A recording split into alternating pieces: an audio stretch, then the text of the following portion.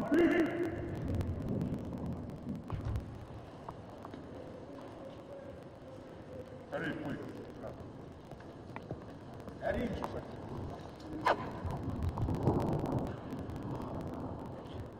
afternoon, everybody. How's everybody doing? That was weak and infirm. How's everybody doing? All right. You know, you get the question like that, you're supposed to knock the top of the roof off. I want to make sure nobody's sleeping out there. I want to introduce a very special guest that needs no introduction. Would just like for you to know one thing from your Secretary of Defense, and that is every day that I talk to my boss, he asks about how you're doing and whether or not you have what you need to be successful. And he is concerned about you and focused on you each and every day. So I want you to hear that from me because it's the God's honest truth, and it's who he is. And without further ado, ladies and gentlemen, let me introduce the President of the United States.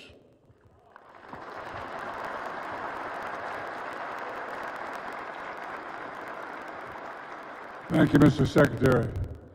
Don't jump. You guys are used to jumping. Don't jump. Anyway, thanks for letting me come and say hello to you all. You know, I've been saying this a long time, and the people who travel with me know that because I was a senator for 36 years, the Foreign Relations Committee, traveled around the world, and 8 years as vice president, now president. And, you know, a couple things. First of all, thank you. You represent 1% of the American people. None of you have to be here. You all decided to be here for your country. Every one of you volunteered. Every single one of you stepped up. And the rest of the 99% of the rest of the country, including me, owes you. And owes you big, number one. Number two, you know, we're a unique country in many ways. And we're the only country in the world not organized based on geography or ethnicity or religion or race or anything else. We're based on an idea. Literally the only country in the world based on an idea. That we hold these truths to be self-evident, that all women and men are created equal, endowed by their Creator with certain inalienable rights. Sounds corny, but it's the truth of who we are. We've never lived up to it, but we've never walked away from it. And the rest of the world looks to us. Because, you know, we not only lead by the example of our power, but by the power of our example. And your generation combines both. The rest of the world looks at you and sees who you are. They see you are a multi-ethnic group of Americans that are, in fact, together and united in one resolve to defend your country and to help those who need help. That's why you're here. I spent a lot of time in Ukraine when I was a senator and vice president. I've spoken to the Rada in the days when they, in fact, didn't have what you call democracy, and was there in the Maidan when the former leader had to take off and head into Russia. And so, you know, with the Ukrainian people have a lot of backbone. They have a lot of guts, and I'm sure you're observing it. And I don't mean just the military, which is we've been trained in since back when Russia moved into in the southeast Ukraine, but also the average citizen. Look at how they're stepping up. Look at how they're stepping up. And you're going to see when you're there, and some of you have been there, you're going to see women, young people stand in the middle in front of a damn tank, just saying, I'm not leaving. I'm holding my ground. They're incredible. But they take a lot of inspiration from us. And you know, a woman who just died, the Secretary of State, used to have an expression. She said, we are the essential nation. It sounds like a bit of hyperbole, but the truth of the matter is, you are the organizing principle around which the rest of the world the free world is moving. We're in the midst of, and I don't want to sound too philosophic here, but you're in the midst of a fight between democracies and oligarchs. Xi Jinping, who I've spent more time with, they tell me than any other world leader, points out to me he believes in China that democracies can't succeed in the 21st century. The reason is things are moving so fast, change is happening so quickly, that democracies require consensus, and we can't put together consensus as quickly as autocrats can. So what's at stake, not just in what we're doing here in Ukraine to try to help the Ukrainian people and keep the massacre from continuing. But beyond that, what's at stake is what are your kids and grandkids going to look like in terms of their freedom? What's happening? The last 10 years have been fewer democracies have been formed than we've lost in the world.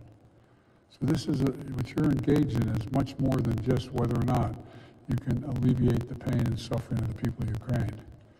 We're in a new phase. Your generation, we're at an inflection point. About every 4 or 5 generations that comes along and changes, fundamental change takes place.